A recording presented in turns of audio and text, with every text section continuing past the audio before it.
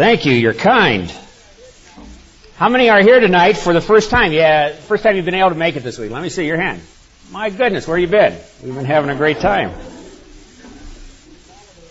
We have been following Peter's admonition this week in 1 Peter chapter 3, verse 15, where he tells us that as Christians, we are to be ready always to give to every person an answer, a reason for the hope that lies within us. Tonight we're going to deal with another timely subject, that of the New Age movement, evolution, humanism, and the occult. And the reason it's titled that is because the New Age movement really encompasses those three issues, and we want to talk about that tonight. Many of you have heard about the New Age philosophy, the New Age movement. It's been in the papers this week. Sunday in the Denver Post, you had the USA Today magazine about Shirley MacLaine's movie going to be on this next Sunday evening, about her New Age thinking and what she has gone into in the world of the occult and Eastern philosophy. Then Monday morning in USA Today paper, there was a full-page ad in USA Today this week. Monday, January 12th, 1987. The Christ is in the world. A great world teacher for people of every religion and no religion. A practical man with solutions to our problems. He loves all humanity. What is he saying? When will we see him? Christ is here, my friends. He is among you. Back in 1982, a New Age society, headed by a man named Benjamin Creme, had taken out full-page ads saying that the Christ was here among us and that he was going to reveal himself in June of 1982. June of 1982 came and went, and the Christ did not show up. But he says that this man who is the fifth reincarnation of Buddha, who is the new Christ, he calls Lord Maitreya, he says is now living in a suburb outside of London, England. He may get off a cold there this week, according to the news, but that the Christ is going to reveal himself and usher in a new age and bring peace to mankind. If you have your Bibles, I'd like you to turn with me to Matthew chapter 24. We should not be surprised by full-page ads in USA Today newspaper this week telling us that the Christ is here among us. He's going to reveal himself soon. Jesus in Matthew chapter 24, speaking to his disciples concerning the last days. In verse 3 it says, he was sitting on the Mount of Olives, and the disciples came to him privately, saying, "Tell us, when will these things be? And what will be the sign of your coming and the end of the age?" A lot of people asking that question today. Jesus Christ said he's going to return.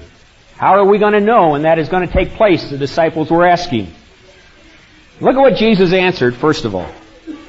And Jesus answered and said to them, "See to it that no one misleads you. For many will come in my name, saying, I am the Christ, and will mislead many." What do we have this week in USA Today? The Christ is in the world. Jesus said in the last days, you're going to see this happening. It shouldn't surprise us. In the last days, many will come in my name, saying, I am the Christ, and will mislead many. Verse 11, and many false prophets will also arise and will mislead many. Verse 23, then if anyone says to you, behold, here is the Christ, outside London, England, or wherever, or there he is, do not believe him. For false Christs and false prophets will arise and will show great signs and wonders so as to mislead, if possible, even the elect. And we are seeing this today on an unprecedented scale.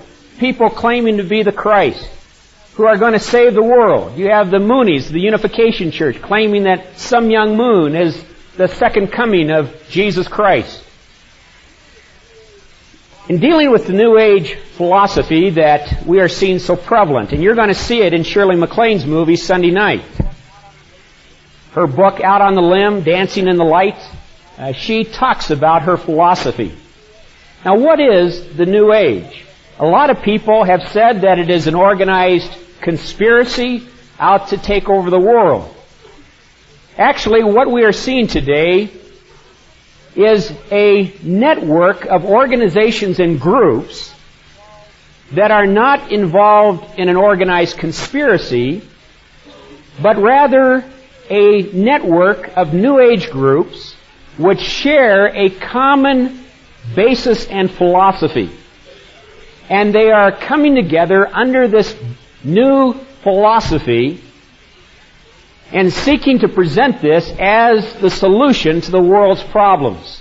Well, what is this common thread, this common philosophy that the New Age is built upon? And I might say that the New Age is very prevalent here in Denver. This is one of the major centers of activity because of the Aspen Institute, Windsong, John Denver's program up in Aspen, and other things coming out of Boulder that proclaim this New Age philosophy. Basically what it is a combination of the last three categories that we have been talking about this week. We have been talking the last two nights specifically about the pseudo-Christian cults. Organizations which claim to be Christian, claim to be in harmony with the Bible, and yet deny the central doctrines of historic biblical Christianity and claim to have some new revelation or some man-made teaching which replaces the Bible as their authority. The New Age movement, which is growing, proclaims a philosophy that combines three areas. First of all, it has taken from the Oriental cults a Hindu philosophy of pantheism. Pantheism says that we are all one with the universe. We are all part of nature. And that this universe is an impersonal universe which we are all part of. And they have combined that Eastern philosophy with secular humanism of the West. Secular humanism which says there is no personal God. We are all an accident. And we are products of evolution. And secular humanism says that we have evolved physically. We must now evolve mentally and spiritually to achieve our own divine nature. That ultimately man is God himself. So Eastern philosophy says that you are part of the universe, which they define as God, and that you are evolving and becoming God yourself, one with the universe. They also teach with this the idea of reincarnation, as you're going to hear Shirley MacLaine teach Sunday night in her movie.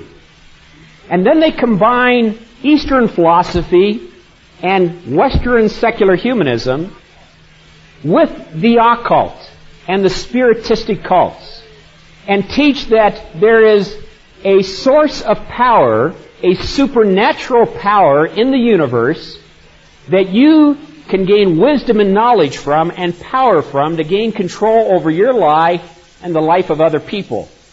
They talk about having ascended masters or spirit guides who teach them this philosophy. So you're combining Eastern philosophy with Western secular humanism with the occult into a common philosophy which is now called the New Age philosophy. And this is being adopted as a basic permeating philosophy in our media, in our schools, in our universities. But it is like a noxious gas.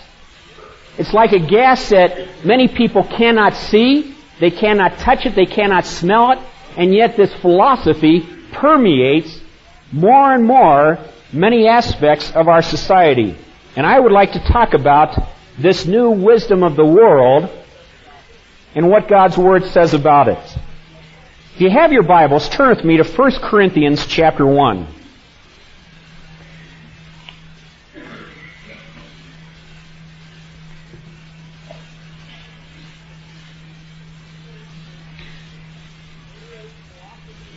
This New Age philosophy, which finds its basis in secular humanism that man is an accident, man is a product of evolution, man is evolving to godhood himself. In 1 Corinthians chapter 1, beginning with verse 18, the Apostle Paul says, "For the word of the cross is to those who are perishing foolishness, but to us who are being saved it is the very power of God. For it is written, I will destroy the wisdom of the wise, and the cleverness of the clever I will set aside. Where is the wise man? Where is the scribe? Where is the debater of this age? Has not God made foolish the wisdom of the world? For since in the wisdom of God, the world through its wisdom has not come to know God. But God was well pleased through the foolishness of the message preached to save those who believe. For indeed Jews ask for signs and Greeks search for wisdom, but we preach Christ crucified. To Jews a stumbling block and to Gentiles foolishness, but to those who are the called both Jews and Greeks, Christ the power of God and the wisdom of God." I'd like you to notice specifically verse 21 tonight, where Paul says that the world through its wisdom has not come to know God. Now, what is the wisdom of the world today that we see in our society? The underlying basis of this New Age philosophy is the philosophy of secular humanism. Secular humanism is a term that is tossed around by a lot of people. What do we mean by that term? Secular humanism begins with the presupposition that says there is no God. That there is no God, man is simply a product of evolution, that man is the measure of all things. This goes along with a philosophy which is the basis of all education in our universities and schools today. And if you understand this, you will understand education and how it operates in our schools. It is based upon the philosophy of naturalism. Naturalism is the philosophy that says that everything can be explained merely in terms of scientific data. Now you're going to see how this is led up in a moment to the New Age thinking. But naturalism has been the basis of education for the last 50, 75 years in our country. It says that there is no God, there is no supernatural, that the only reality is what we can observe and experiment with within our scientific framework of understanding. Now, it's very interesting if you study 19th and 20th century philosophy. At the end of the 19th century, you had certain individuals, philosophers and scientists, who declared that God was dead, that there was no God. Now, it's interesting, those individuals who said that God was dead, there was no God, it's very interesting that they never once disproved the existence of God. What they did at the end of the 19th century was to set up a definition of reality which was so small that God did not fit. Here's what they did. And if you understand this, you'll understand education today in our schools. At the end of the 19th century, they set up a definition of reality which said the only reality is that which we can observe and experiment with within our three-dimensional box of science. Now, science, as you know, is based upon observation and experimentation of repeatable units. And in science, we talk about three dimensions: height, width, and depth. That which we can observe and experiment with. And many philosophers and scientists said, if I cannot put God in a test tube, and if I cannot put God in an algebraic formula, they said, then I'm not going to believe in God.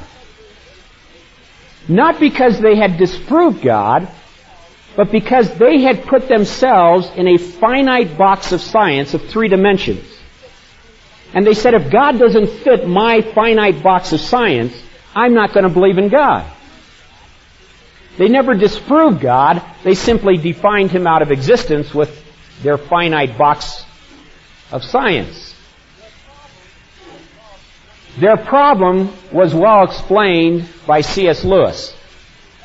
C.S. Lewis, who was the famous professor at Cambridge and Oxford universities, tells a classical story. Let me share it with you.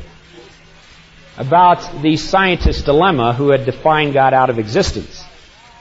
He tells the story about a wise, mystical barnacle sitting down at the bottom of the ocean one day attached to his rock. And in a moment of mystical enlightenment, this barnacle got a glimpse of what man was like. And so he gathered his barnacle buddies around him on the rock down at the bottom of the ocean. And this barnacle began to expound upon the nature of man. He says, man has no shell. He said, man is not attached to a rock. And he said, thirdly, man is not surrounded by water. Well, as time went on, a few of the barnacles got some idea of what man was like. And they soon began to reason and to rationalize that since man had no shell like they had, well, the barnacles reasoned that man must be a shapeless blob of jelly. And the barnacles came to reason that since man was not attached to a rock, well, obviously he had no location where he lived. And the barnacles came to reason that since man was not surrounded by water as they were, that obviously man did not eat since he had nothing to float food to him on. And the barnacles came to reason that this type of creature, man, was certainly far less active and important than barnacles were. And C.S. Lewis says that we can make the same mistake today, beginning from our finite three-dimensional box of science, in seeking to comprehend the infinite, eternal nature of God. That oftentimes we can come up with concepts of God far less than who He really is, or simply say, God does not exist. Not because we've ever disproved Him, but because we, like the barnacles, have limited ourselves a priori to a finite box of reality. You see, those barnacles at the bottom of the ocean, they could not comprehend how there could be a creature like man because man did not fit their framework of understanding. So it's amazing to me. I meet people all the time who say, I'm not going to believe in God. Not because they've disproved God, but because they have limited themselves to a finite box of reality, which we call science, naturalism. What happened is when man declared that there was no God because of his finite definition of reality, he then ran into a variety of problems. Because if you say there is no God, because of your definition of reality, if you say there is no God, you must then ask yourselves the three great questions of life, which every philosopher has sought to answer. Now you see, every one of you in this room has what is called a worldview, a philosophy of life. How you view reality. Whether you know it or not, every one of you has a philosophy of life, a worldview. How you view reality. For you to be intellectually honest with yourselves tonight, each and every one of you here in this room must answer these three questions.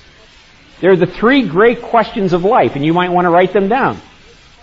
Because if you know someone who says there is no God, you need to have them ask these three questions. Number one, if you say there is no God, number one, what then is the origin of life? Where did man come from?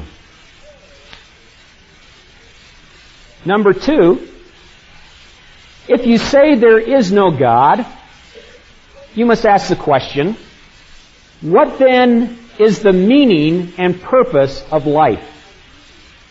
Why are you here? And thirdly, if you say there is no God, you must ask the question, what then is man's destiny? What happens after death? Well, you see, the philosophers and scientists came to that first question about 75 years ago. And they said, if there is no God, what then is the origin of life? Where did man come from? So we saw rising at the end of the 19th century a theory popularized by Charles Darwin in his Origin of the Species in 1859, later his Descent of Man in 1871, in which he said that if there was no God, life must be an accident. Man is a product of evolution, and man has evolved from lower forms of life. Time magazine a while back had a cover story you may have seen entitled, How Man Became Man. And on the cover they had a picture of Dr. Richard Leakey, paleontologist in Kenya, and Homo habilis, one of our alleged pre-ancestors.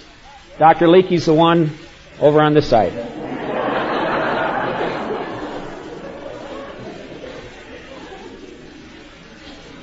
How man became man. You know, sounds very intellectual. And then Time magazine had an advertisement in that issue for their new Time Life book series entitled The Emergence of Man. It says, begin with the missing link. Here's to enjoy free for 10 days. You can have them running around your house. But let me read for you just these first two paragraphs as to what you're going to learn about the origin of where you came from. Today, that creature who first ventured to raise himself above the other animals no longer exists. He has become you. Unique, set apart from the 2 million other species living on a planet, by a thumb that makes your hand a precision tool, by a knee that locks you into a comfortable upright position, and by your capacity for abstract thought and speech. All this and more has enabled your species to dominate the earth. And yet you share with every other creature that ever lived the same origin. Now get this. You share with every other creature that ever lived the same origin. The same accident that led to the spontaneous creation of the first single-cell slimy algae 3.5 billion years ago. Isn't that exciting to know? You share the same accident. You have evolved from the same slimy algae 3.5 billion years ago. Now I want you to think about that, friends. Because what a lot of people don't realize is this philosophy has become the basis of education in our schools. And we have been training an entire generation of people into the belief that they are an accident evolved from slimy algae. Now I want you to think about that. You know, if you are teaching young people that they are nothing but an accident evolved from slimy algae, you know, if you're thinking at all, you got to start asking some basic questions like, number one, what does that do to the value of human life? If you begin your education with the philosophy of naturalism, that there is no supernatural, that man is an accident evolved from slimy algae, as Time magazine puts it here, what value do you have as a human individual? You know, you got to start asking, like, number two, what is the basis of morality? What basis of morals do you have if you're nothing but an accident evolved from slimy algae? You wonder why we got a decline in morality in this country? A decline in human value? If you're teaching people they're nothing but an accident evolved from slimy algae? What does it do to the meaning and purpose of life? It's very interesting when you go to the theory of evolution. The theory of evolution is the basis of humanism. It's the basis of the New Age philosophy. And yet, when you look at the scientific evidence for evolution, you discover that there is no scientific evidence for evolution. Rather, it is purely based upon a philosophical assumption of naturalism. It's interesting, for example, what Dr. George Wald, professor of biology at Harvard University, who won the Nobel Prize in biology in 1971, writing in Scientific America on the origin of life. You can pick this up at B. Dalton's or Walden's. It's published by Scientific American, the leading science journal in our country, entitled Life, Origin, and Evolution. In this book, Dr. Wald of Harvard, Nobel laureate in biology, has a very interesting article entitled The Origin of Life. Dr. Wald, in this article, let me just paraphrase what he says, and then I'll read a couple paragraphs for you. But in this article, Dr. Wald says this, quote, he says, when it comes to the origin of life on this earth, he says, we only have two possibilities as to how life arose. He says, one is spontaneous generation arising to evolution. The other is a supernatural creative act of God. He says there is no third possibility. Now he says spontaneous generation, the idea that life arose from non-living matter, he says that was scientifically disproved 120 years ago by Louis Pasteur, Spallanzani, Reddy, and others. But he says that leads us scientifically to only one possible conclusion, that life arose as a supernatural creative act of God. But then in the article he says, I will not accept that philosophically because I do not want to believe in God. Therefore, he says, I choose to believe in that which I know is scientifically impossible, spontaneous generation arising to evolution. Now that's where many people are today in our society. They're saying, don't bother me with the scientific facts. Let me just hold to my biased presuppositions because I don't want to believe in God. Well, what was Dr. Wald saying? Dr. Wald was saying that when you come to the question of origins, you only have two choices as to how life arose. There are not 3, 4, 5, or 6, friends. There's only two choices that you can even think of. One is spontaneous generation. The other is a creative act of God. Now he says spontaneous generation was proven to be scientifically impossible 120 years ago. Well, what was spontaneous generation? That was the idea that life was spontaneously generating from non-living matter. Now, Dr. Wall in the article goes into these illustrations. He tells, for example, how people used to believe that when they put a piece of meat, for example, out in the sun, and they let that meat rot and putrefy and decay, people observed over a period of time the decaying meat would spontaneously generate maggots, which would turn into flies. People also observed with their own eyes that if you put, for example, rags and cheese in the corner of a house, that over a period of time, those rags and cheese would spontaneously generate mice. People also observed, for example, that if you had a stagnant pool of water, that over a period of time, that stagnant pool of water would spontaneously generate wrigglers turn into mosquitoes or tadpoles turn into frogs. And so the idea was held for some 2,000 years, all the way back to the time of the Greeks, that life was spontaneously generating from non-living matter. Well, of course, we laugh about it now, but it's widely held up until 120 years ago. When a man named Louis Pasteur, in his laboratory in Paris, France, we get the term pasteurization of milk from him. He's the father of modern biology. Louis Pasteur, as well as Spallanzani and Reddy, demonstrated through a variety of experiments that when you put meat out in the sun and you let it rot and putrefy and decay, the meat does not generate maggots, but rather flies are attracted to the decaying meat, lay their eggs, that produce the maggots and turn into flies. Pasteur also demonstrated that when you put rags and cheese in the corner of a house, that they do not generate mice, but rather mice sniff out the cheese, build their nest, and have their young. And the same with the stagnant pool of water. It's very interesting that it became, 120 years ago, a basic axiom of all of biology that life only arises from life. It is scientifically impossible to get life from non-living matter. This today is the basic axiom of all of biology. life only arises from life, it is scientifically impossible to get life from non-living matter. Now, obviously, this conflicts with the theory of evolution, and yet every scientist holds to it. So how do they teach it in our schools? Well, I was speaking 2 years ago up at Colorado State University up at Fort Collins. Just to give you an example of your own state. The university, I went down to the bookstore there at the university in Fort Collins to see what textbooks they were using in biology. They were using 2 of the standard biology textbooks used all across the country in our universities. If you pick those textbooks up and read them, it's very interesting. The first 3 chapters of the textbooks teach biogenesis, that life only arises from life. It is scientifically impossible to get life from non-living matter.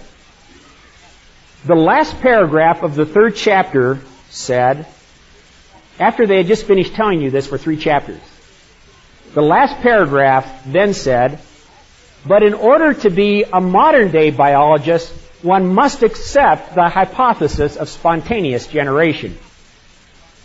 After they just finished telling you for 3 chapters it was scientifically impossible, and then the rest of the book is teaching the theory of evolution. Now, this is what they do in the textbooks. They're saying, don't bother me with the scientific facts. I'm going to teach my biased presuppositions. You see, what they have done in our schools, there's a controversy going on, as you know, in the courts right now between evolution and creation.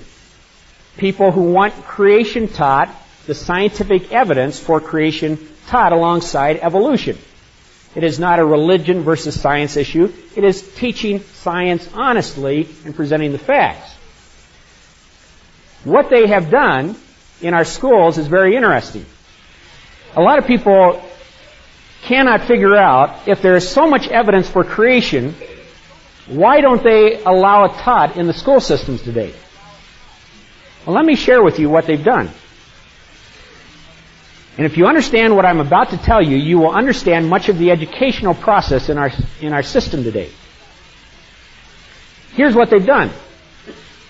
They have ruled out the answer before they began to ask the question. Let me say that again. They ruled out the answer before they began to ask the question. They said, there is no God. Now let's ask the question, what is the origin of life? Well, the reason they never find the answer is because they ruled out the answer before they began to ask the question. It's highly anti-intellectual and unscientific to rule out answers before you begin to ask questions. It would be like going to a math class and the first day of math having the professor tell you that there is no number 4.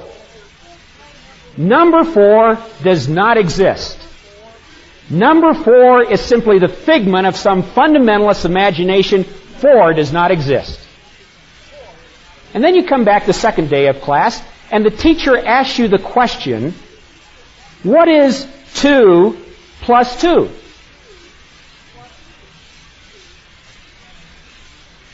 What is 2 plus 2? Well, everybody knows that.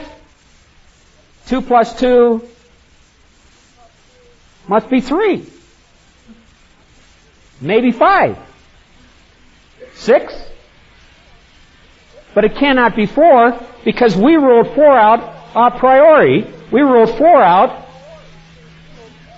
because of our definition before we began to ask the question. I submit to you, friends, that it's highly unscientific to rule out answers before you begin to ask questions. But that's precisely what we've done in our public school system. I mean, we've gotten so smart in our public school system that when I went to kindergarten, they used to tell me that a frog turning into a prince was a nursery fairy tale. And then when I got to the university, you know what they told me? I got to the university, they told me a frog turning into a prince was science.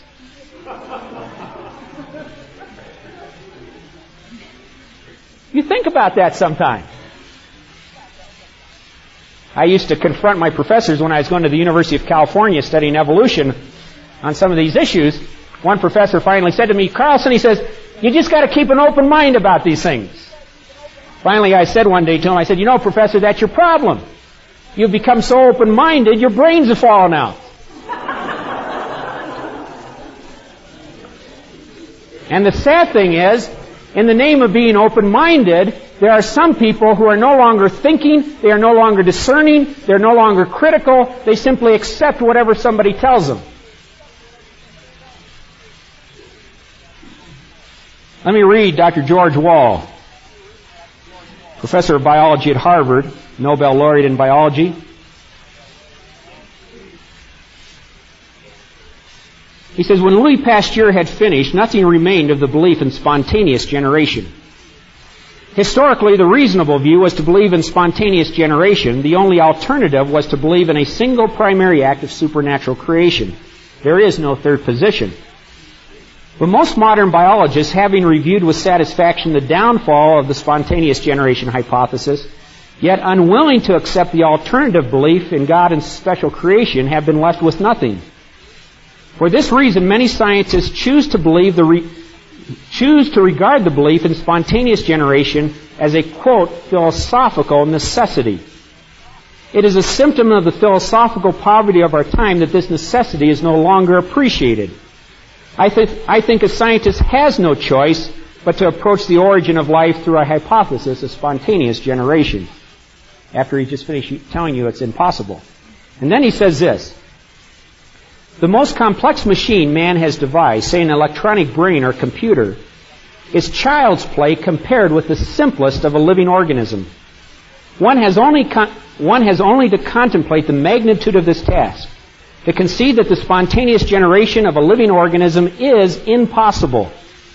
Yet here we are as a result, I believe, of spontaneous generation. You want a Nobel Prize for that, folks. Don't bother me with the facts. Let me hold to my biased presuppositions. That's why I liked what Sir Fred Hoyle, speaking last year at the British Academy of Science.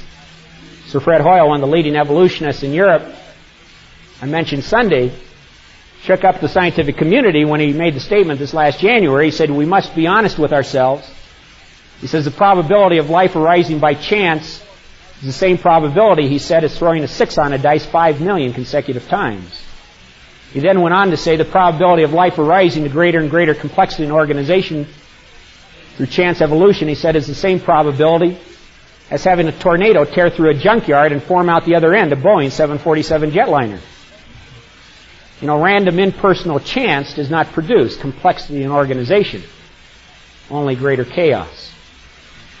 Well, where has this led us?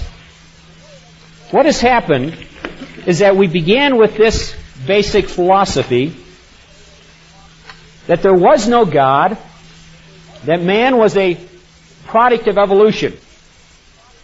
There was no supernatural, there was no God. Man was a product of evolution, an accident. Coming out of the 19th century, this was the prominent philosophy, evolutionary humanism. Man was supreme. Man could evolve to become God himself. It was Ludwig Feuerbach, the post-Hegelian philosopher, who put it this way. He said, Christians are the true atheists because they deny the deity which is themselves. And for many people in the 19th century, they felt that they could become God themselves through evolution. And we talked about even the Mormons the other night, how Joseph Smith took this philosophy and simply coded it with Christian terminology and pawned it off as a new revelation, saying that man could evolve to become gods themselves. This was the basic philosophy. When man had said there is no supernatural, there is no God, man was evolving, man could be God himself. And in the 19th century, optimistic humanism ran wild. Man believed that he could build a utopia apart from God, that man was the answer to life's problems. But this optimistic humanism was quickly shattered coming into the 20th century by 2 world wars and a depression. And this utopia that man felt that he could build apart from God, this utopia was shattered by these two world wars and a worldwide depression. And in the middle of the 20th century, in the early 1950s, arising out of the ashes of the world wars, there came a philosophy known as existentialism. Now that's a fancy term. It simply deals with the meaning of existence. Men trying to explain what is the meaning of life. If we have said there is no God, and man is simply an accident of evolution, then what is the meaning and purpose of life? And so men tried to explain that through a philosophy known as existentialism. Men like Jean-Paul Sartre, Albert Camus, Heidegger, Jaspers, and others. Jean-Paul Sartre, who died last year in Paris, France, understood the dilemma well. He made this statement. He said, a finite point without an infinite reference point becomes meaningless and absurd. What he was saying was this. A finite point man, if there is no infinite reference point in God, he said ultimately man becomes meaningless and absurd. That there is no meaning to life. Life is absurdity. So you saw arising in the 1950s this philosophy known as the philosophy of the absurd. Just read Albert Camus' books. You had also developing at that time such things as the theater of the absurd, music of the absurd. Life was absurd. There was no meaning to anything. Man was alone in the universe. I read a recent article in the International Literary Quarterly about this, and they put it this way. They said, quote, today we take it for granted that we live in a world without coherence and without certainty. In coming to terms with it, the absurd has ceased to be absurd at all and has become the climate of our everyday life. And they said for many people, life has become absurd. That's what life is about. I'll never forget, I was going to the University of California, and John Cage, the musician of the absurd, back in the 60s, came to do a musical in Golden Gate Park. Some of you may remember this. And John Cage took a Steinway grand piano. He put it out in Golden Gate Park there in San Francisco. He had microphones in this grand piano leading out the big amplifiers and speakers. And then he threw kerosene and gasoline on this grand piano, $10,000 Steinway grand piano, and he lit it on fire. And as the thing went up in flames, the breaking of the strings, the crackling of the wood was magnified out through the amplifiers and speakers as his music. And I'll never forget people standing around that day going, hey, that's absurd! And John Cage looked at him and he said, you got the point. Life is absurd. There's no meaning to anything. Man is alone in the universe. But you see, man could not live with his absurdity. And so in 1957, a man died in Hollywood named Aldous Huxley. He died on mescaline. And his devotee, Timothy Leary and Richard Allport, professors at Harvard, began to proclaim a new philosophy in the early 60s. And turn on, drop out. Take a little acid, a little LSD, a little mescaline, smoke some dope, and perhaps you can find meaning and purpose in yourself. If there is no meaning in the universe, maybe the meaning and purpose is inside of ourselves. And drugs is going to be the way that we're going to expand our inner consciousness. We're going to find meaning in ourselves. Well, I don't have to tell you where that led to. The destruction of people's minds and bodies through the taking of drugs, and it continues to this day. And people did not find in the early 60s that meaning and purpose to life they were looking for. They were empty people trying to find it. And they could not find it in themselves, so in the mid-1960s, something began to happen in our society. There arose a whole new movement called the hippie generation, the flower children. And there was a mass movement to a place called Haight-Ashbury in San Francisco. Young people said, we're going to find meaning and purpose. If we cannot find it in ourselves, then we'll find it in other people, and we will build a utopia and have peace on earth. And so they went to Haight-Ashbury to build a utopia and find peace and meaning in each other. I was down in San Francisco a couple months ago, and I drove past Haight-Ashbury. The park is empty. It's just a signpost today. It says Haight and Ashbury. The park was empty. What happened? The problem is, everybody went there looking for the same thing. They were all looking for love and meaning. The problem was, there was nobody there to give it. They were all empty people looking for the same thing.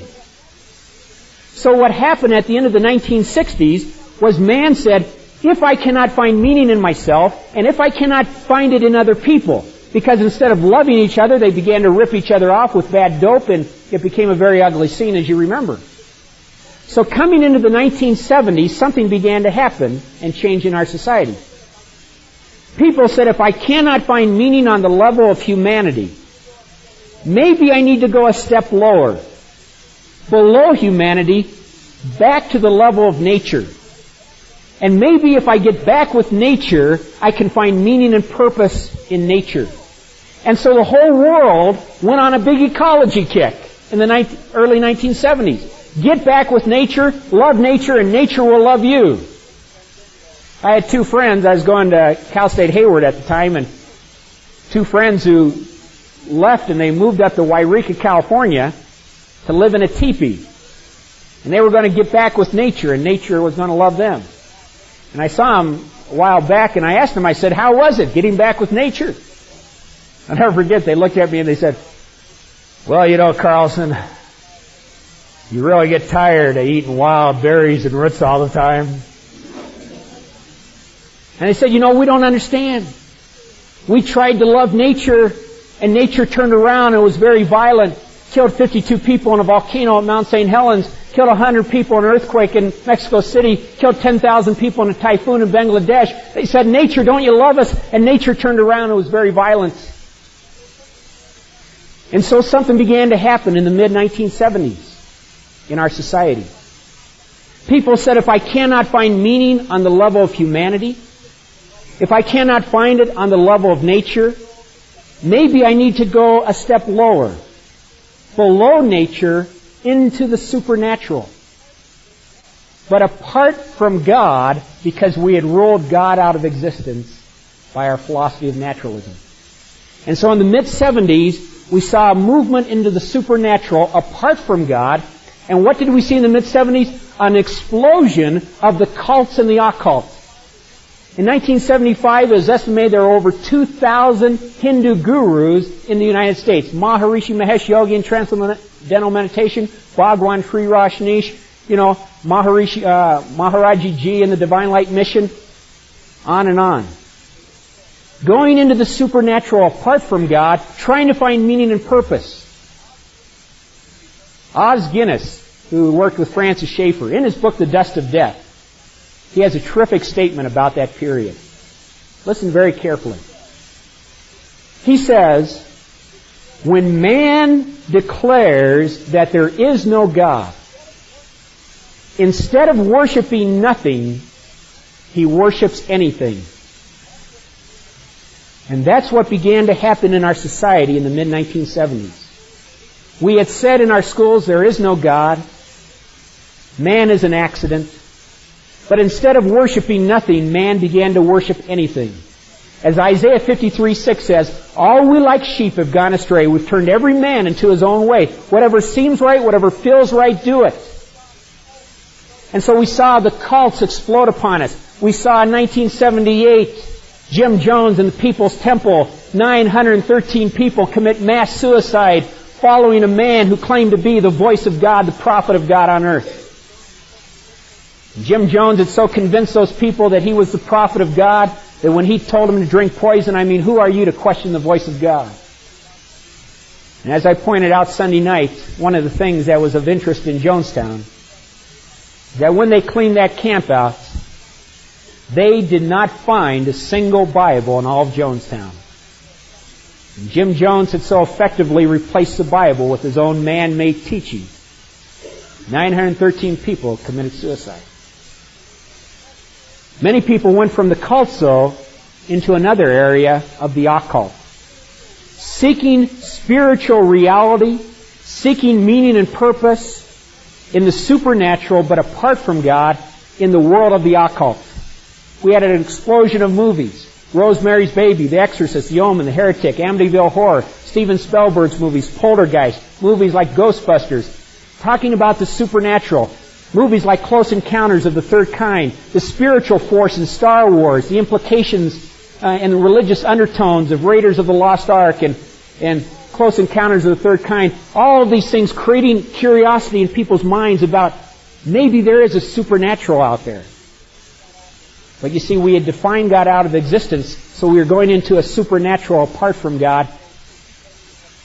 And what was taking place is what Paul talks about in 1 Timothy chapter 4, if you'll turn there with me, concerning the last days, which I believe we're moving into, folks. 1 Timothy chapter 4, verse 1.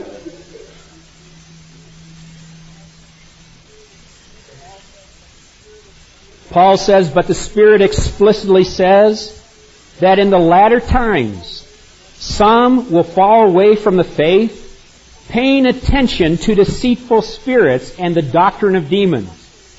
Sunday night, if you watch Shirley MacLaine's movie, Out on the Limb, you are going to see the doctrines of demons and deceitful spirits.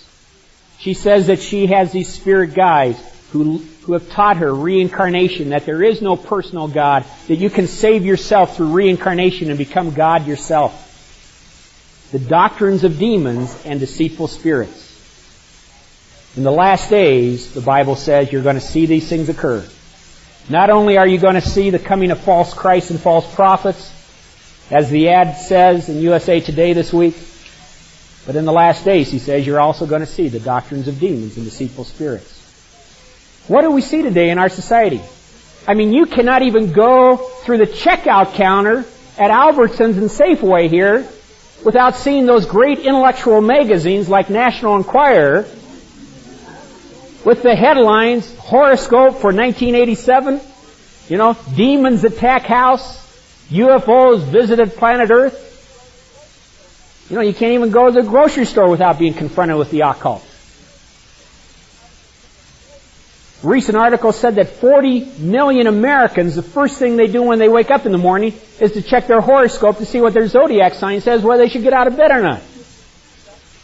It's estimated in America that close to 60 million Americans are involved in some form of the occult. Astrology, fortune-telling, use of tarot cards, palmistry, numerology. People involved in witchcraft, involved in Satanism. People involved in spiritualism, going to seances, to mediums, to clairvoyance, seeking to make contact with the dead or the spirit world, as Shirley MacLaine's talking about. Look at the most popular games. A year ago, Christmas, the number one selling game in our country was Dungeons and Dragons, D&D. A game that's being played by high school and college students around this country. Dungeons and Dragons, what is it? It's a fantasy role-playing game that allows you to live out in a fantasy world all of the immoral activity your mind can conjure up through the use of calling upon the aid of every occultic character, sorcerers, wizards, witches, demons, demagogues, to live out in a fantasy world all of the immoral behavior with the use of occultic characters. What does the Bible say about this? Because the New Age movement that we're going to see more and more coming on the media, as we're going to see Sunday night, as we've seen this week twice in the newspapers, this week the New Age, is combining as a philosophy and as a worldview for people to accept. They want you to accept the belief that there is no personal God, that you are simply part of an impersonal universe. And that as part of this universe, you have evolved from nature. And you are evolving now to become gods yourselves. And you can increase your evolution to godhood by calling upon occultic spirit guides to lead you into the occult. Eastern philosophy, Western secular humanism, and the occult. What does the Bible say about this? Turn to Deuteronomy chapter 18.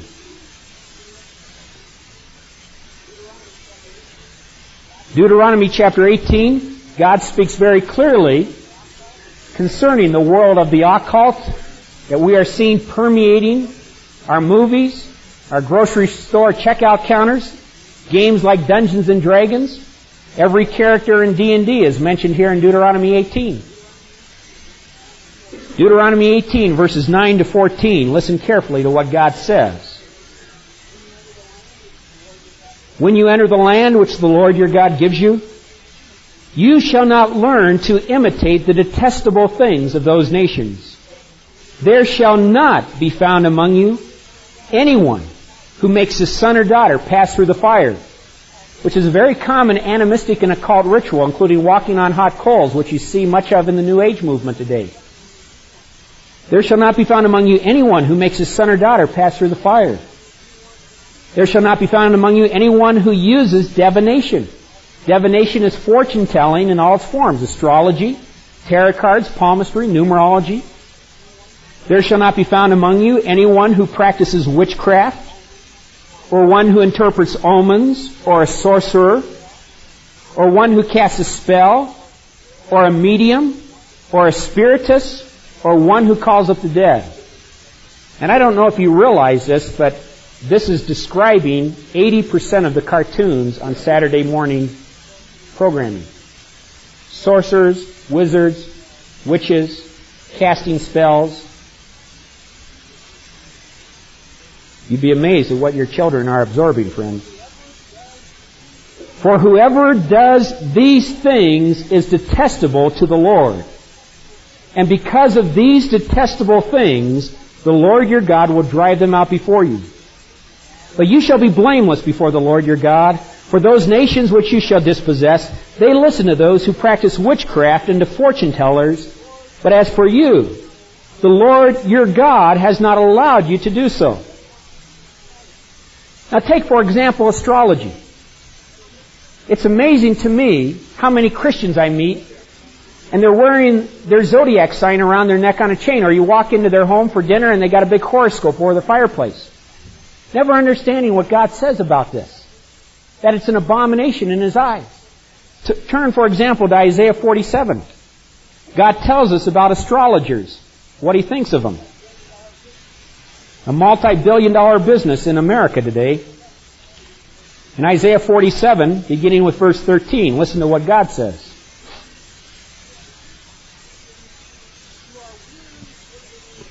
You are wearied with your many counsels. Let now the astrologers, those who prophesy by the stars and predict by the new moons, let them stand up and save you from what will come upon you. Behold, they have become like stubble. Fire burns them, and they cannot deliver themselves from the power of the flame. Friends, the answer to life, the meaning and purpose of life, is not found in the stars, is not found in the sun, moon, and stars based upon the relationship of the stars and planets at the time of your birth. If that's where you're trying to find your value and meaning in life, God says it's all going to be burned up. The astrologers do not have the answer. Why? Why is it an abomination to practice the occult? If you turn to Romans chapter 1, you'll find out why. Romans chapter 1.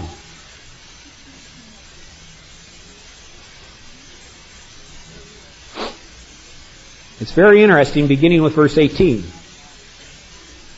When we talk about humanism and evolution in our society. Romans 1, beginning with verse 18. For the wrath of God is revealed from heaven against all ungodliness and unrighteousness of men who suppress the truth of God in unrighteousness. See, what we're seeing today is the literal suppression of truth. Because that which is known about God is evident within them, for God made it evident to them. For since the creation of the world, His invisible attributes, His eternal power and divine nature, have been clearly seen, being understood through what He has made, so that they are without excuse. For even though they knew God, they did not honor Him as God or give thanks. But they became futile in their speculations, and their foolish hearts were darkened. Professing to be wise, people have become fools, and have exchanged the glory of the incorruptible God for an image in the form of corruptible man. That's basic humanism, folks. We've exchanged the truth of God and are worshiping man. Basic New Age philosophy. Look at verse 25. For they exchanged the truth of God for a lie and worshipped and served the creature rather than the Creator who is blessed forever. See, the Bible says the lie is man has exchanged the truth of God for a lie. And what is the lie? He says they are worshiping the creation rather than the Creator. And when you practice astrology, you are following the creation, the sun, moon, and stars, rather than the Creator who made the sun, moon, and stars. When you are involved in pantheism, Eastern philosophy, nature worship of the New Age movement, you are worshiping the creation rather than the Creator. That's why God says it's an abomination. When you are involved in humanism, believing that man can be God himself, He says you've exchanged the truth of God for a lie and are worshiping the creature rather than the Creator. This is the ultimate lie. Genesis chapter 3, the serpent said to Adam and Eve, eat of the fruit. You can be God yourself. The sad thing is, the same lie that got Adam and Eve cast out of the Garden of Eden is the same lie that's going to keep many people in the New Age movement out of heaven. The New Age movement is coming to you and saying, you can be God yourself. Shirley MacLaine's going to say it Sunday night. You can be God yourself. You have the power within you. Follow the sun, moon, and stars. You will be reincarnated and evolved to become God yourself.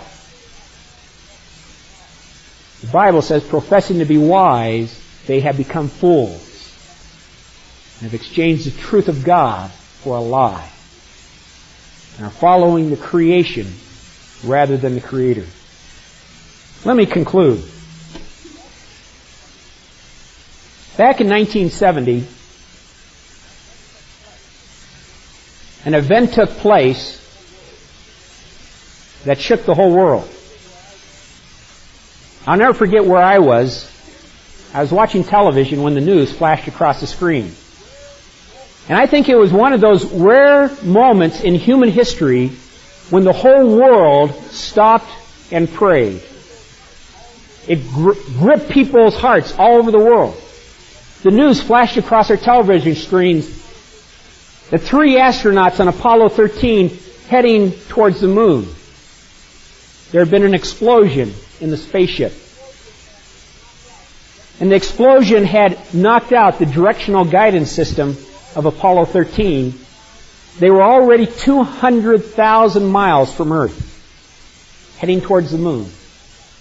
When the explosion took place, it knocked out their directional guidance system, and it knocked them off course, and they were heading out into darkest oblivion. Not only did it knock out their directional guidance system, but it punctured their oxygen tanks, and they only had 2 hours of oxygen left. And I'll never forget, as we watched Houston Command Center, Johnson Space Center down in Houston, working frantically as the oxygen was seeping out of those tanks, and they were counting down from 2 hours the amount of air left for those 3 astronauts to breathe, and they were heading off course, and it appeared they were going into darkest oblivion with no hope of return.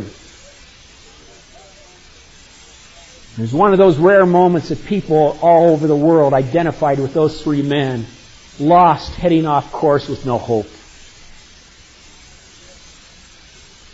And I'll never forget Houston Space Command Center working frantically, trying to figure out, was there any possible way that those 3 astronauts could be saved?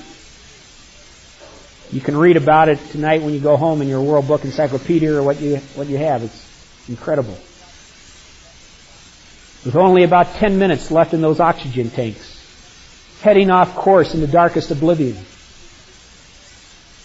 Johnson Space Center radioed to those 3 astronauts that they have found a way that they could be saved. But there was only one possible way that they could be saved. Johnson Space Center radioed to those 3 men that they had to open the door to the lunar lander. The lunar lander that was going to be used to go to the surface of the moon. Houston Space Center said you're going to have to go through that door and plug into its life support system and plug into its directional guidance system and use it to propel you around the moon and come back safely. It's the only possible way you can be saved. Now, you know, those three astronauts, having received that revelation from NASA's command center, you know, they had a choice.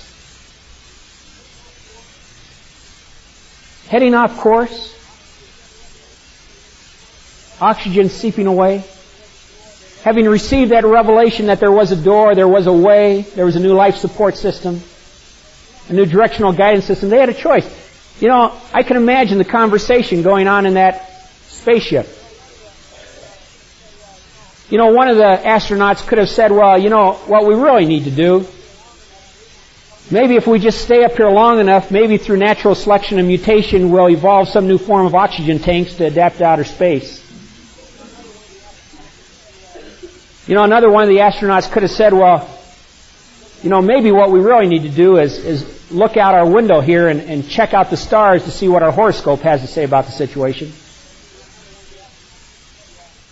You know, another one of the astronauts could have said, well, what we really need to do is start chanting and meditating and get in tune with vibrations of the universe. Another one could have said, well, what we really need to do is be macho about this thing and pull ourselves up by our own bootstraps and be tough. Another one could have realized the situation and said, why don't we just take drugs and escape the reality of what's happening to us? You know, I ask you tonight, who among you, heading off course into an empty eternity, having received the revelation that there was a way, there was a door, there was a new life support system, there was a new directional guidance system, you could be saved?